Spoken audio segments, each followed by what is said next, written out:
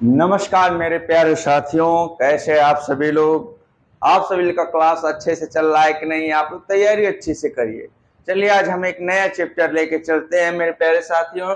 DElEd BTC first semester math class को हम देख रहे हैं, जिसमें आज पढ़ेंगे गुणा और भाग की संकल्पना एवं संक्रियाएं। तो गुणा और भाग की संक्रियाएं और संकल्पनाएं क्या होती हैं, आज उसके बारे में हम लोग पढ़ेंगे। बेहतर तरीके से समझने की कोशिश करेंगे आप लोग। देखिए यहाँ पर आवाज देख लीजिएगा मेरी, क्लियर है ना? देखो सबसे पहले हम पढ़ेंगे गुणा। गुणा होता क्या है? किसी संख्या को बार बार जोड़ने की प्रक्रिया को गुणा करते हैं। देखना ध्यान से, अगर हम जैसे में यहाँ देखो किसी भी संख्या को बार बार जोड़ रहे हैं, हमने 6 को, देखो यहाँ पर ध्यान समझना मेरे दोस्तों, यहाँ पर 6 को मैंने कितनी बार लिखा? एक बार। तो 6 में 1 का गुणा करेंगे तो हमारा कितना जाएगा? 6। इसी 6 को हमने 2 बार लिख दिया, जोड़ दिया 2 बार। कितनी बार जोड़ा? 6 6 2 बार, यानी कितनी बार? 6 गुणे 2। कितनी बार 6 प्रयोग किए? 2 बार। 6 दुना के 12। फिर 6 को हमने 3 बार लिख दिया, 6 प्लस 6 प्लस 6।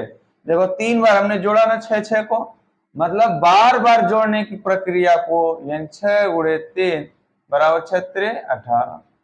फिर 6 को हमने कितनी बार जोड़ दिया? 1 2 3 4। ऐसे ही मैंने देखो यहाँ पर कितनी बार जोड़ा है? 4 बार। 1 2 3 4, तो 4 गुणा करेंगे 6 6 कुछ। ऐसे ही प्रक्रिया को क्या करेंगे हम आगे करेंगे। सबसे पहले आप कभी भी बच्चों को पढ़ाने की कोशिश करिएगा, आप तो एक भावी टीचर हैं, यानी कि आगे आगामी टीचर हैं। कभी भी किसी भी बच्चे को पढ़ाने के लिए उसे क्या करें? पहले पढ़ाई कंठस्थ कराइए। 15 तक, 20 तक, 10 तक, जितना हो सके उसके क्षमता अनुसार पढ़ाना स्टार्ट करवाइए। अगर उसे पढ़ा आ गया तो समझिए हर एक चीज आ गया। ये था इसका बार बार जोड़ने की प्रक्रिया। ऐसे सवाल कैसे आएंगे? जैसे में सवाल देखो आपका आ गया, तो बार बार जैसे में सवाल आता है एग्जाम में कि 58 गुणे 6 का गुणा कीजिए या प्राप्त करें, इस तरह दे दिया। करेंगे क्या दोस्तों? सबसे पहले 6 का गुणा 8 में करेंगे। ठीक है, देखना ध्यान से, मैं जो बताने जा रहा हूं उसे आप करने पर क्या। 6 का गुणा पहले 8 में आप कर दिए, यानी 8 गुणे 6 कर दिए, तो 8 से कितना आता है? 48। आ गया ना? अभी देखो 6 5 है, 5 का गुणा इसमें करना 6। अब 5 में आप 6 का गुणा करिएगा, 6 5 30। इस तरह रखना। ठीक, अब इस तरह रखने के बाद, क्योंकि देखो हमने इकाई का स्थान था तो इकाई तक रख दिया। अब दहाई के स्थान के साथ जब गुणा करते हैं तो एक अंक छोड़ देते हैं, अब दहाई के स्थान पर रखते हैं। अब इसको जोड़ दो मेरे प्यारे मित्रों। देखो इसको जोड़ोगे तो यहाँ पर 8, यहाँ पर 4 और यहाँ पर 3, यही इसका मान होता है। देखो 8 छक 48 को 8, 8 5 30, हासिल था 4, 8 4 34। देखो आगे कि नहीं हुई? अगर उसी प्रकार से हम 95 में हम 9 का गुणा करते हैं, ध्यान से है ना, तो सबसे पहले क्या करना है? 9 का गुणा 95, 5 में करो। देखो 5 गुणे 9, इकाई अंक में गुणा किया हमने, 9 5 45। फिर हम क्या करेंगे? 9 का गुणा 9 में करेंगे, दहाई अंक से गुणा करेंगे जो, तो दहाई अंक पर रखेंगे। यहाँ पर ध्यान समझने की कोशिश करना मेरे प्यारे मित्रों। 9 गुणे 9, 9 9 81। इसी तरह सैकड़ा वाला रहेगा तो सैकड़े पर रखेंगे। यहाँ देखो कितना गया? 5, यहाँ 5, यहाँ पर 8, जोड़ दिया हमने। देखो यहाँ पर देखो अब गुणा करो, 9 5 45 को 5, हासिल लगा 4, 9 81, 81 और 4 85। आ गया कि नहीं? इसी तरह से कंडीशन अगर हम किसी तरह और बनाएं, अब संख्याओं, पूर्ण संख्याओं में गुणा की प्रगुण क्या है ये हमें जानना बहुत जरूरी है, क्योंकि एग्जाम में इस तरह नहीं देता है, लेकिन गुणा के जो प्रगुण होते हैं उनके मायने देता है। देखो जैसे में पूर्ण संख्याओं में गुणा के प्रगुण कह दे कि गुणन का समग्र प्रगुण क्या है, तो आपको याद रखना है, यदि ए तथा बी दो पूर्ण संख्याएं हो तो ए गुणे बी बराबर सी हो, तो सी भी एक पूर्ण संख्या होगी। एग्जाम में आपका बहुविकल्पी प्रश्न पूछेगा कि पूर्ण संख्याओं का गुणनफल क्या होता है, तो पूर्ण संख्याओं का जो गुणनफल होता है वो सदैव पूर्ण संख्या ही होगी। इस पॉइंट को याद रखना है मेरे प्यारे मित्रों कि जो पूर्ण संख्याओं का गुणनफल हमेशा पूर्ण संख्या ही प्राप्त होती है। जैसे मैं यहाँ पे a cross b plus c मैंने 2 का गुणा 3 में किया बराबर 3 गुना 6, देखो पूर्ण संख्या ही प्राप्त हुई कि नहीं। यही आपका क्या है, गुणन का संपर्क प्रगुण। अब गुणन का क्रम विनिमय प्रगुण क्या है, ये पूछ गए एग्जाम में कि आप गुणन के क्रम विनिमय प्रगुण से क्या समझते हैं 1 नंबर का। तो आप क्या बोलेंगे, बस यही लाइन लिखेंगे 1 नंबर मिलेगा। यदि a और b दो पूर्ण संख्याएं हो तो जो a गुणे b बराबर b गुणे a, इसे गुणन का क्रम विनिमय गुण कहते हैं। जैसे में देखो 4 गुणे 5 कहो चाहे 5 गुणे 4 कहो, दोनों का मान प्राप्त होगा वो सेम होगा। देखो 4 पचे 20, 5 चौको 20, यही इसका क्रम विनिमय प्रगुण है। फिर आता है शून्य का गुणन गुण।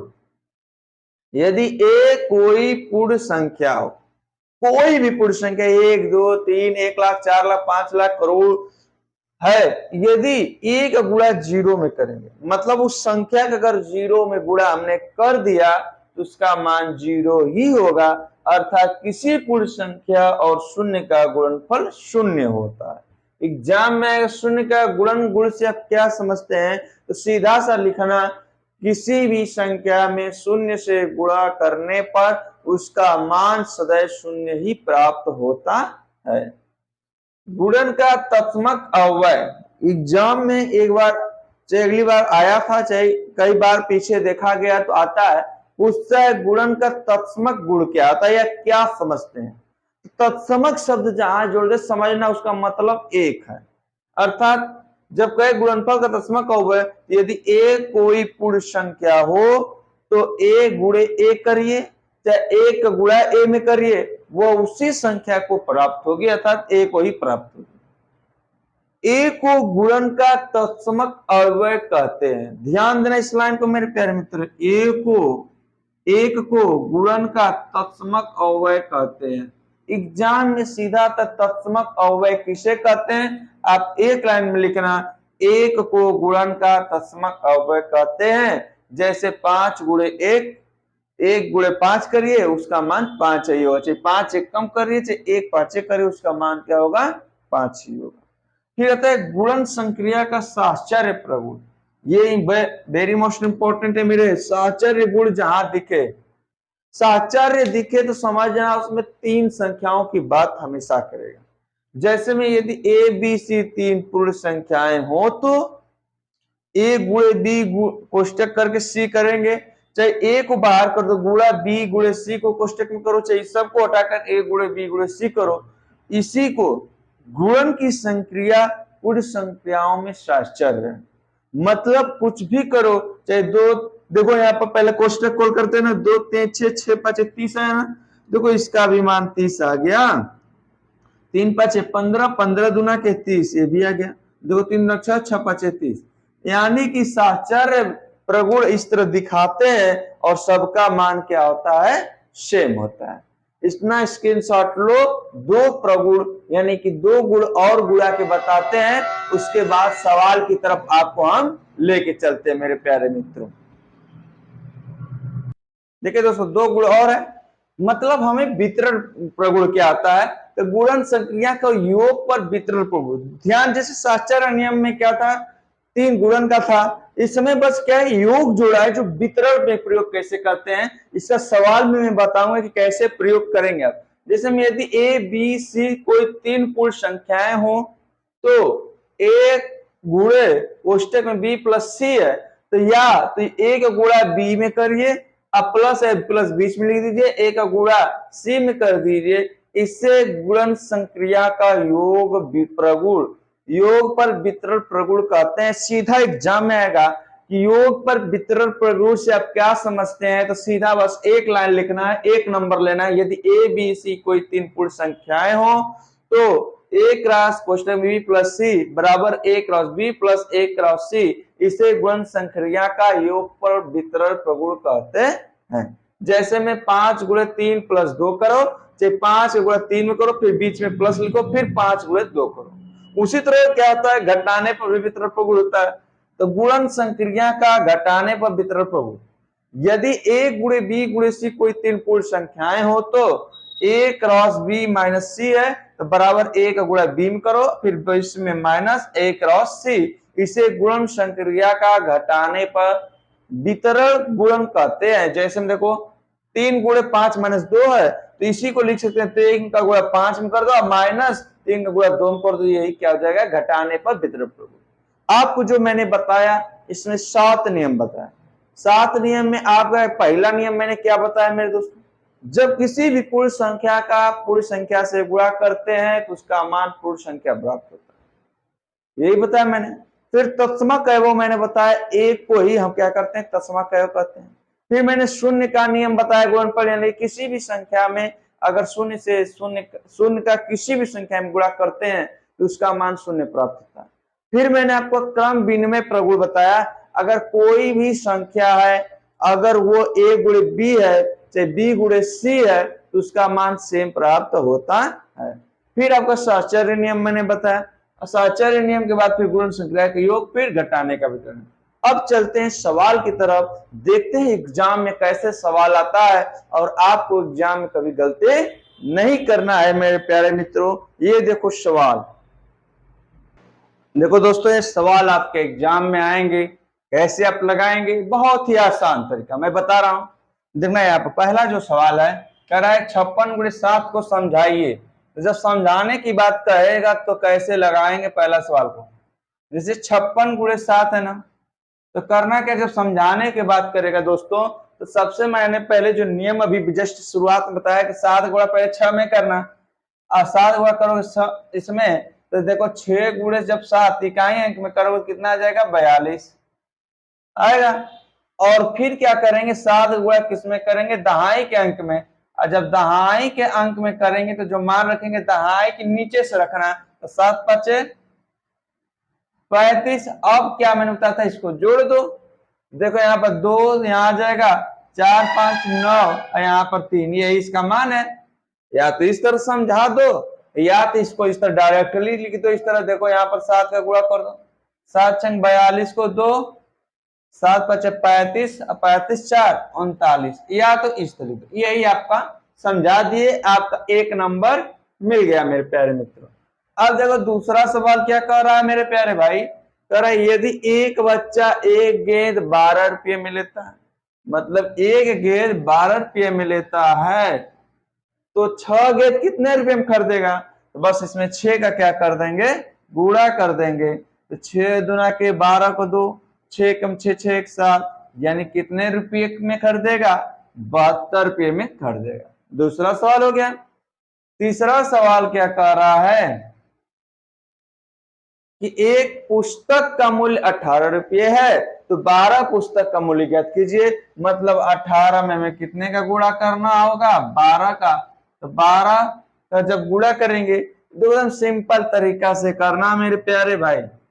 आपसे मैं पूछता हूं कि 12 वाट कितना होता है, तो 12 वाट आप जानते हैं कि कितना होता है बताइए, 12 वाट 96 को 6, देखो 12 24 12 36 12 48 12 60 12 72 12 7 84, 12 वाट 96 को 6, 8 से लगा 9, 12 × 12 12 9 21, यानी कि कितने रुपये आपको 210 रुपये। लेकिन आपका चौथा सवाल थोड़ा सा वेरी मोस्ट इंपोर्टेंट है, गलती आप नहीं करिएगा। करा कि संख्या युग्म 2 3 15 5 6 4 और 0 7 द्वारा गुणा के क्रम विनिमय प्रगुण, क्रम विनिमय प्रगुण याद है, क्रम विनिमय प्रगुण अभी मैंने बताया कि पुष्टि होती है, तो क्रम विनिमय प्रगुण क्या कहता है, क्रम विनिमय प्रगुण 2 संख्याएं रहेंगी, क्रम विनिमय प्रगुण जानते हो कि जो A क्रॉस B होगा वही B क्रॉस A होगा, अगर इसका पालन हो रहा है तो क्रम विनिमय प्रगुण की पुष्टि करेगा। तो पहले क्या दिया है 2 3, तो 2 3 से देखो निकालते हैं 2 × 3, ठीक है, या तो 3 × 2 यही ना, और इसका मान क्या होगा 3 दूना के 6, 3 दूना के 6। देखो आ गया कि नहीं, दोनों का मान सेम आ गया। तो हमारे क्रम विनिमय प्रगुण के नियम को क्या करते हैं, फॉलो करते हैं। इसलिए यहाँ पे लिख देता हूं इस तरह से, या तो इसको इस तरह लिख दो बराबर 3 दूना के 6, और यहाँ पर 3 गुणे 2 बराबर 6, तो दोनों 6 6 आ रहा है, क्रम विनिमय के नियम को पालन किया। इसी तरह सबका निकाल लेना। बात समझ गए। अब देखो पांचवा, इसी तरह सबको करना है। पांचवा क्या कह रहा है, कुछ पूर्ण संख्याएं लेकर उन्हें 0 से गुणा कर गुणनफल का अवलोकन कीजिए। तो पूर्ण संख्याएं हम ले लेते हैं, पूर्ण संख्याएं स्टार्टिंग कर देते हैं 1 2 3 4 डॉट डॉट ऐसे करते हैं। और इसमें कितने का गुणा करना है, 0 का गुणा करना है। तो ये बताओ, अगर 1 में हम 0 का गुणा करेंगे तो मान क्या मिलेगा, 0। मैंने शून्य का गुणन संक्रिया यही बताया ना, किसी भी संख्या में अगर 0 से गुणा करते हैं तो उसका मान 0 होता है। लड़के ऐसे सवाल आते हैं तो छोड़ देते हैं कि कैसे लगेगा। मैंने नियम बता दिया है, आप गलती मत करना मेरे प्यारे भाई।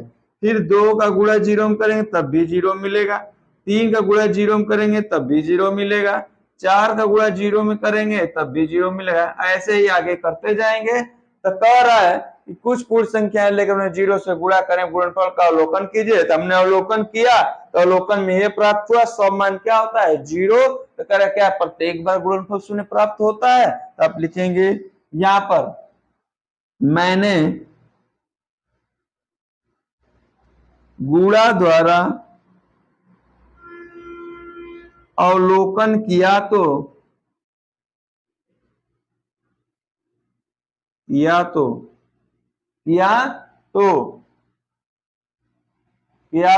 प्रत्येक बार गुणनफल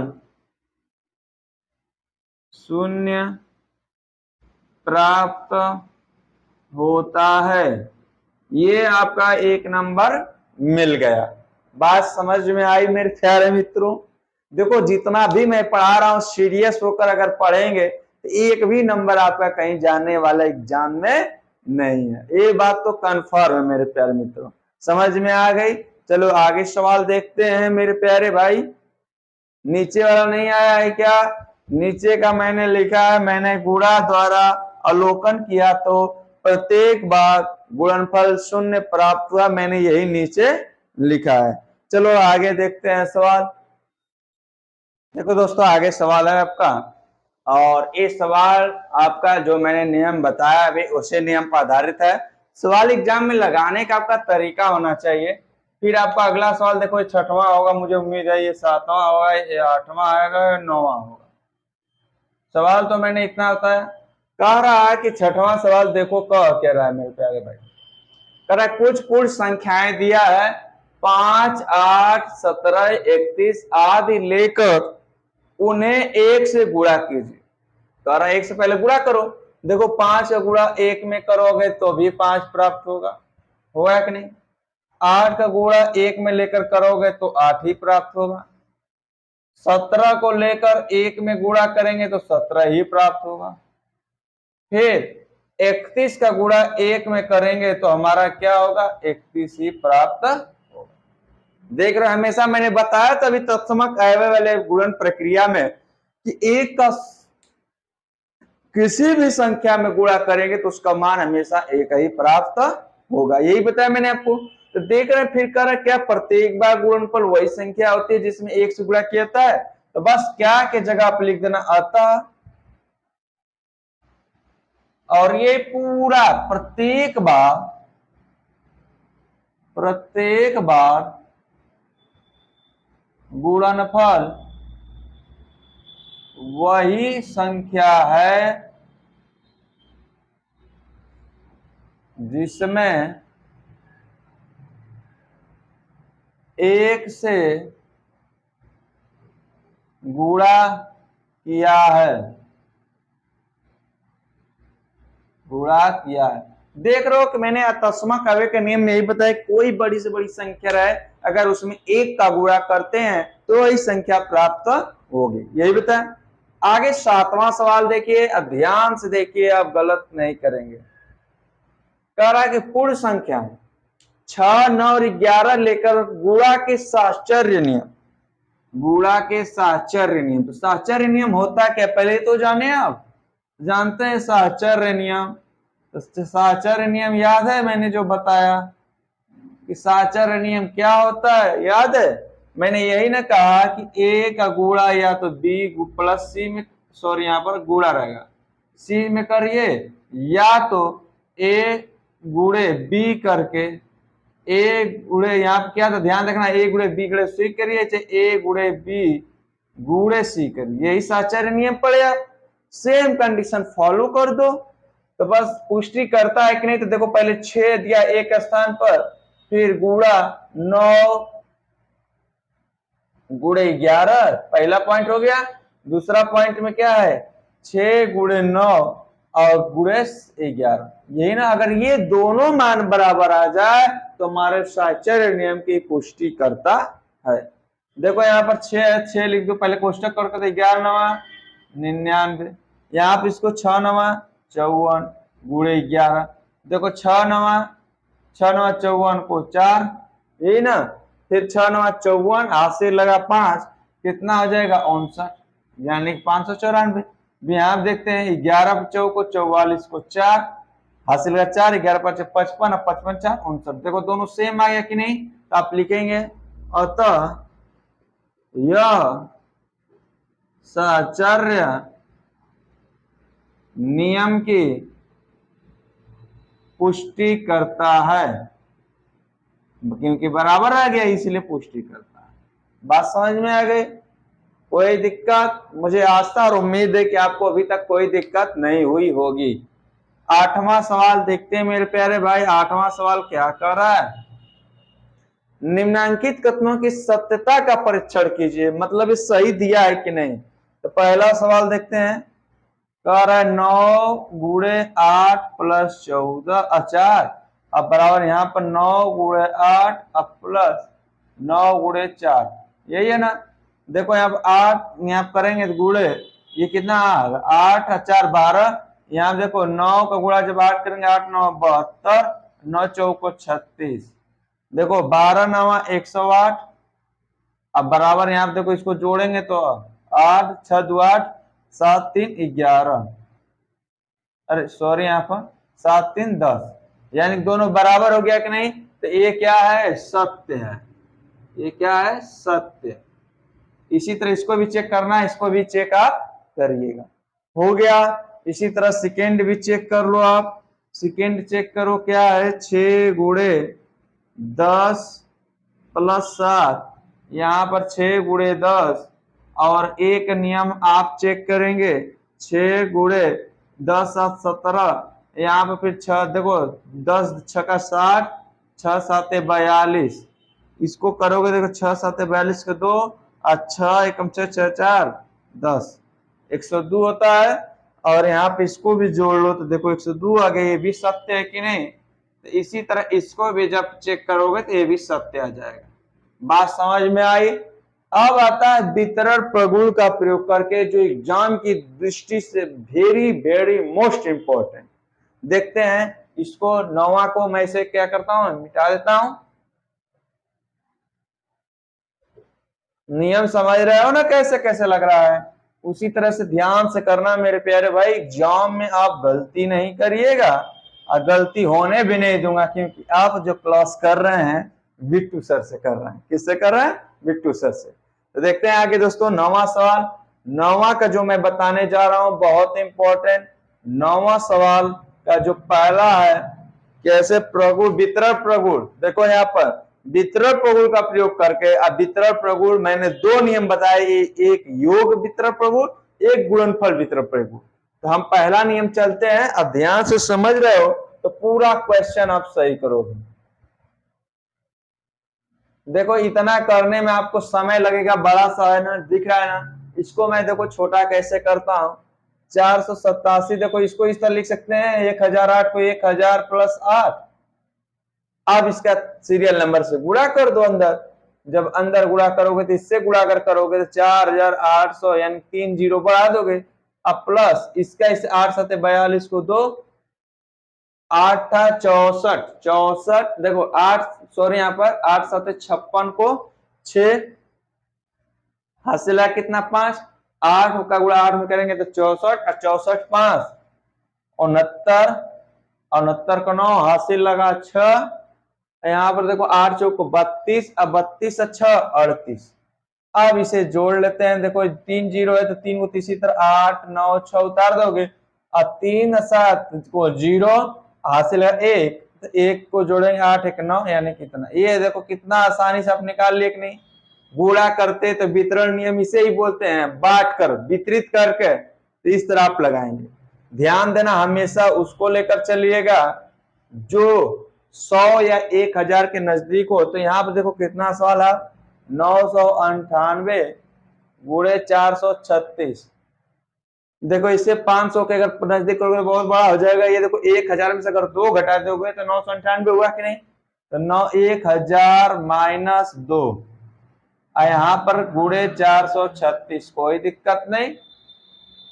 इसका गुणा इसमें करोगे तो कितना आ जाएगा 4036 के बाद 3 जीरो बढ़ा देंगे, माइनस अब 2 का 2 6 का 12 को 2 और 2 3 6 1 7 और 4 2 8। अब घटा दो।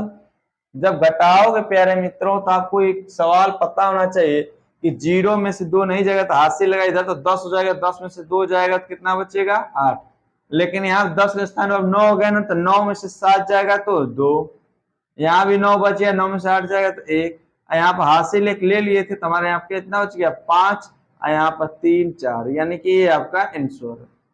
ऐसे आप एग्जाम में लगाना मेरे प्यारे भाई, नंबर कोई भी टीचर आपका एग्जाम में काटने वाला नहीं है। तीसरा सवाल है आपका वेरी मोस्ट इंपॉर्टेंट, कह रहा है कि यहां देखो 94 है ना, अब ये 100 के नजदीक है ना। अब इसे मैं ले लेता हूं, देखो 9754 गुणे 100 माइनस 6 तो 94 आएगा कि नहीं। अब इसका इससे गुणा कर दो तो 9 है 7 इतना लिख के 3 2 जीरो बढ़ा दो, अब 6 का गुणा करो, 6 चौ को 24 को 4 80 लगा 2, 6 5 30 30 2 32 को 2 80 लगा 3, 6 7 42 42 3 45 80 लगा 4, 6 9 54 और 54 और 4 58। अब घटाते हैं, जब घटाओगे 10 यहाँ 0 में से 4 जाएगा ना, हाथ से लगा तो 10 हो जाएगा, 10 में से 4 जाएगा कितना बचेगा 6, यहाँ बचा 9, 9 में से 2 जाएगा तो 7, यहाँ बचा 3 और 3 में से 5 घटेगा नहीं तो हाथ से लगा हो जाएगा 13 और 13 में से 5 जाएगा तो 8, यहाँ बचा कितना 14 और 4 में से 8 जाएगा तो हाथ से लगा तो हो जाएगा 14 और 14 में से 8 जाएगा तो बचेगा 6 और यहाँ पर 6 बचा। तो यहाँ पर अगर ना समझ में आए मेरे प्यारे मित्रों तो सीधा इस तरह घर से लगे कंफ्यूजन, इस तरह लिखो, इसके नीचे इस संख्या को लिखो, कोई भी प्रॉब्लम नहीं होने दूंगा दोस्तों, ये मेरा वादा है। और सीरियस यहाँ पर लगे होंगे तो सवाल आपका गलत होने नहीं दूंगा। यहाँ घटाओगे कितना जाएगा 6, यहाँ करोगे कितना आ जाएगा 9 में से 2 जाएगा तो 7, यहाँ बचा 13, 13 में से 5 जाएगा तो 8, यहाँ बचा कितना एक हासिल दे दिया तो 4, 4 में से 8 जाएगा तो हासिल है 14, 14 में जो 6, यहाँ बचा 6, 6 में से 5 जाएगा तो 1, यानी कितना बच गया हमारा प्यारे भाई इतना। ये आपका आंसर। अब इसी को आप लगा लोगे कि नहीं, इसे छोड़ दें, इसे आप लोग लगा लेना, क्योंकि इसको क्या कर देना 100 प्लस 6 पर, और इसी तरह आप लोग लगाना। आप ये बताओ मेरे प्यारे भाई, मैंने इतना बताया आपको समझ में आया कि नहीं। मैं आशा और उम्मीद करता हूं कि आप सभी लोग इतना सवाल जितना मैंने बताया वो समझ में आ गया होगा। इसी प्रकार हम आगे के क्रम में बढ़ते रहेंगे। आज के लिए इतना ही मेरे प्यारे साथियों। आपको अगर समझ में पूरा सवाल आ रहा होगा चैनल को सब्सक्राइब कर दीजिएगा और कमेंट कर दीजिएगा कि हाँ आपको चैनल पर जो पढ़ाया जा रहा है समझ में आ रहा है कि नहीं। आज के इतना ही, नमस्कार मेरे प्यारे साथियों।